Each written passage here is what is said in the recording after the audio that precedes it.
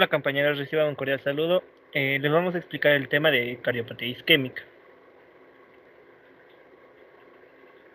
La cardiopatía isquémica es una enfermedad cardíaca producida como consecuencia de la alteración fisiológica secundaria a la aparición de un desequilibrio entre la demanda y el aporte de oxígeno del músculo cardíaco. También por la disminución de la amplitud de la velocidad de excursión del endocardio y la pérdida del engrosamiento sistólico. Es la principal causa de enfermedad cardíaca en los países desarrollados. La causa más frecuente de la cardiopatía isquémica es la arteriosclerosis coronaria, tanto en su forma de presentación crónica, placas estables de la pared del vaso que disminuyen el diámetro de su luz, como en su forma aguda de síndrome coronario agudo, como la fístula y trombosis de una placa inestable. También los trombos y vasoespasmos. La causa más rara de los émbolos coronarios, la artresis, el estrechamiento de los orificios coronarios secundario a la artrosis sifílica y la lactancia y las anomalías congénitas. Su clínica. La, la angina es la traducción clínica de la isquemia miocárdica transitoria, siendo su causa más frecuente la arteriosclerosis coronaria. El cuadro clínico típico es un dolor torácico de características anginosas que se desencadena cuando el paciente realiza ejercicio de una determinada intensidad o padece de estrés emocional, que comienza progresivamente y desaparece paulatinamente con el reposo o la nitroglicerina sublingual, durando episodios generalmente de 10 minutos. Dos tipos de cardiopatía isquémica. Tenemos el infarto agudo de miocardio. Esta es una enfermedad grave que ocurre como consecuencia de la obstrucción de una arteria coronaria por un trombo. La consecuencia final es la necrosis del territorio que irriga a la arteria obstruida. Por lo tanto, la gravedad del infarto de miocardio dependerá de la cantidad de músculo cardíaco que se pierda. El infarto se manifiesta por un dolor en el pecho de similares características a la angina, pero manteniéndose durante más de 20 minutos, que se percibe como una presión intensa y se puede extender hacia los brazos y hombros, sobre todo hacia los izquierdos, la espalda e incluso los dientes y la mandíbula. Puede ir acompañada de fatiga, sudor frío, mareo o angustia. La necrosis del territorio que se queda sin riego sanguíneo es progresiva. El daño se incrementa con el tiempo y una vez muere la porción del músculo cardíaco, es imposible recuperar su función. Sin embargo, el daño sí puede ser interrumpido si el miocardio vuelve a recibir sangre por medio de procedimientos que destacan la arteria bloqueada. Lo ideal es que reciba la atención en el transcurso de la primera hora desde el inicio de los síntomas. Si esto no es posible durante las horas siguientes al infarto, deberá aplicarse tratamientos como trombólisis o anginoplastia, que es la recanalización mecánica con catéteres de la arteria obstruida. En ocasiones, incluso puede precisar cirugía cardíaca urgente. Cuando antes sea atendido el paciente, mayor serán las posibilidades de evitar daños definitivos.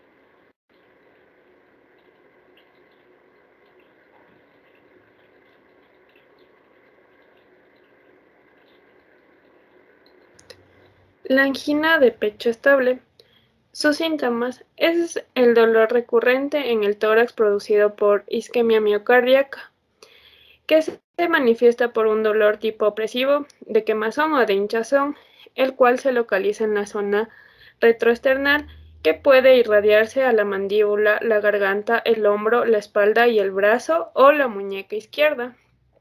Suele durar de entre 1 a 15 minutos. Este dolor es desencadenado después del ejercicio físico o emociones y se alivia en pocos minutos de reposo o nitroglicerina sublingual. Empeora en circunstancias como la anemia, hipertensión no controlada y la fiebre. En cuanto a su diagnóstico se realiza por la sospecha clínica de dolor torácico. Se realizan pruebas complementarias si se presentan otros síntomas atípicos. Ante la sospecha de angina de pecho estable, se realizará un electrocardiograma.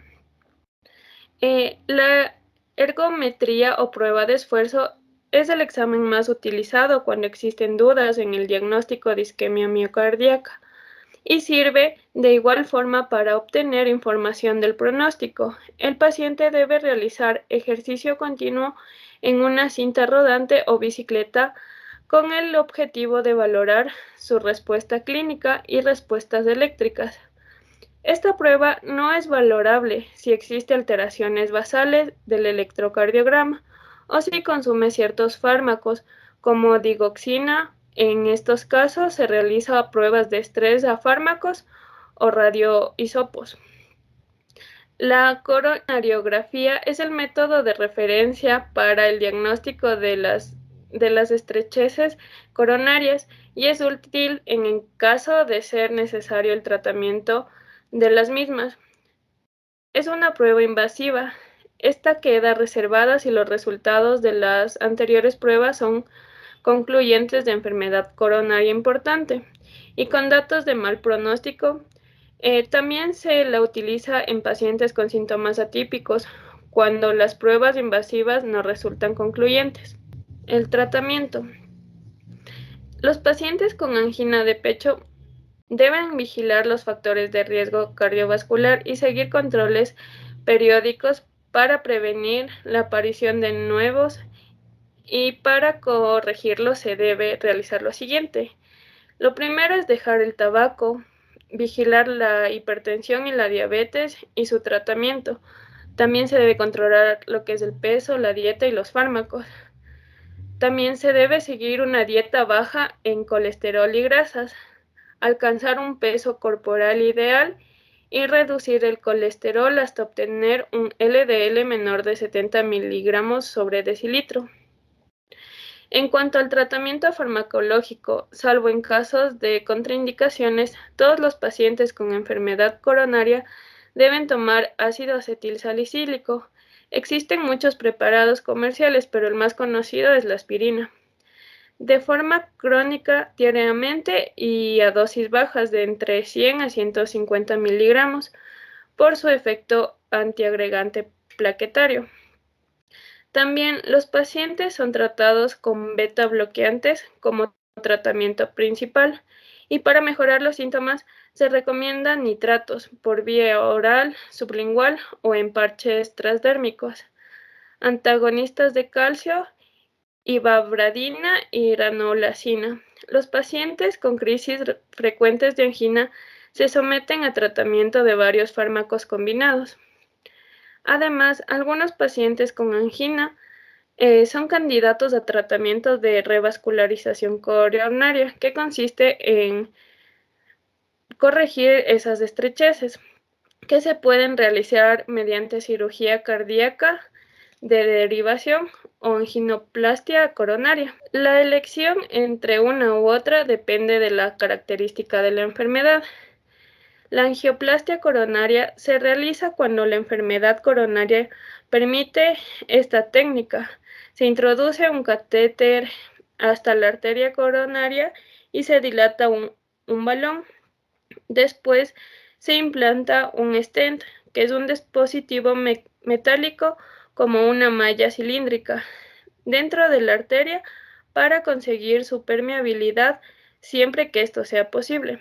En cuanto al bypass, para pacientes con enfermedad coronaria más difusa, cuando la angioplastia no es posible y sobre todo si existe un mal funcionamiento del ventrículo izquierdo, se realiza con apertura del tórax y anestesia general. Otro tipo de cardiopatía isquémica es la angina de pecho inestable. Esta suele ser signo de muy alto riesgo de infarto agudo de miocardio o muerte súbita. La angina inestable se desencadena igual que el infarto, pero en este caso no va a existir la oclusión completa de la arteria coronaria por el trombo y tampoco va a llegar a producir una muerte de las células cardíacas. Se manifiesta en reposo por un dolor u opresión que empieza en el centro del pecho y puede extenderse a brazos, cuello, mandíbula y espalda. Es decir, que los síntomas son muy similares a los del infarto, aunque en general tienen una menor duración e intensidad. Esta angina debe ser tratada como una emergencia, ya que hay un elevado riesgo de producir un infarto, una arritmia grave o una muerte súbita.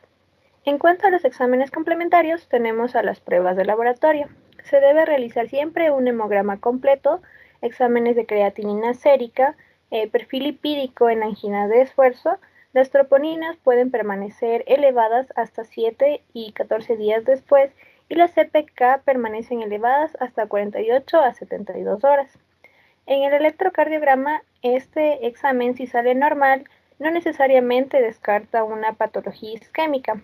En una angina puede ser normal o verse un infradesnivel transitorio del segmento ST. En el infarto agudo de miocardio puede haber o no elevación de ST y una onda Q patológica. La ecocardiografía. Esta es una técnica muy útil para ver la contractilidad, ya que valora la función ventricular.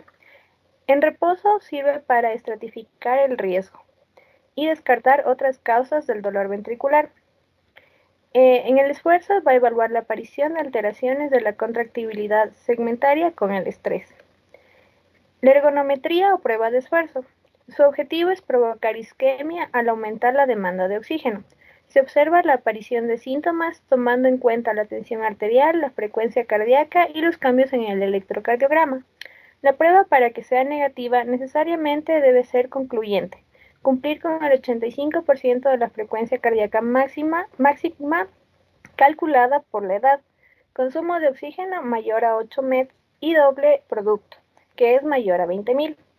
En cuanto a la imagen, la gammagrafía de percusión con hisopos, la TAC de arterias coronarias ayuda a descartar enfermedad coronaria y síntomas atípicos. La resonancia magnética cardíaca se valora por medio de la perfusión. La coronografía, en la que se visualiza radiológicamente a las arterias coronarias al inyectar un medio de contraste radioopaco. Dentro del tratamiento para la cardiopatía isquémica vamos a hacer uso de 3 grupos farmacológicos, que son los fibrinolíticos, antiagregantes y anticoagulantes. En los fibrinolíticos, estos activan el sistema fibrinolítico endógeno, cuyo fin es la conversión de plasminógeno en plasmina. Se va a utilizar exclusivamente en los síndromes coronarios agudos con elevación de ST, asociándose con anticoagulantes, de preferencia la enoxaparina. El principal efecto adverso que debemos controlar es el riesgo de sangrado, existiendo un 3% de probabilidad de que exista una hemorragia. Estos fármacos no se van a aplicar en un infarto agudo sin elevación de ST. Los antiagregantes. Dentro de estos, el de mayor elección es el ácido acetilsalicílico, que se va a utilizar mayoritariamente en la monoterapia. Como sabemos, los AINES son antiagregantes debido a la inhibición de la enzima ciclooxigenasa 1 o COX-1, plaquetaria que sintetiza el tromboxano A2. Mientras que el resto de AINES producen una inhibición irreversible, el ácido acetilsalicílico produce una inhibición irreversible de la enzima por acetilación, motivo por el que tiene un mejor efecto antiagregante. Aquí también encontraremos las leonopiridinas, que inhiben la agregación plaquetaria inducida por ADP, bloqueando irreversiblemente su receptor P2Y12. Se lo emplea cuando exista indicación de tratamiento con el ácido acetilsalicílico y este esté contraindicado, o sea, la persona presente intolerancia y alergia.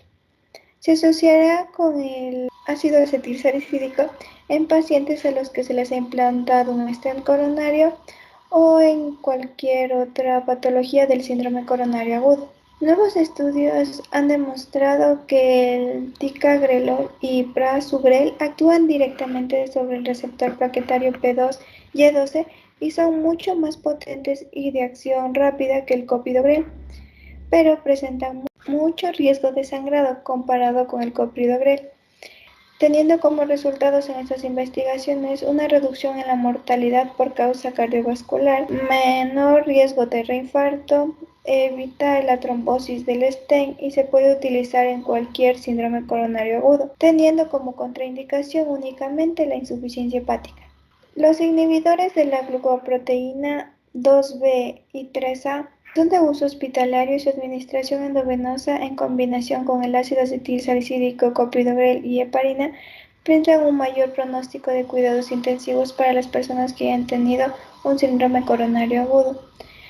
En el contexto del síndrome coronario agudo con elevación de ST, podrían estar indicados en pacientes con gran carga trombolítica visualizada por medio de cateterismo.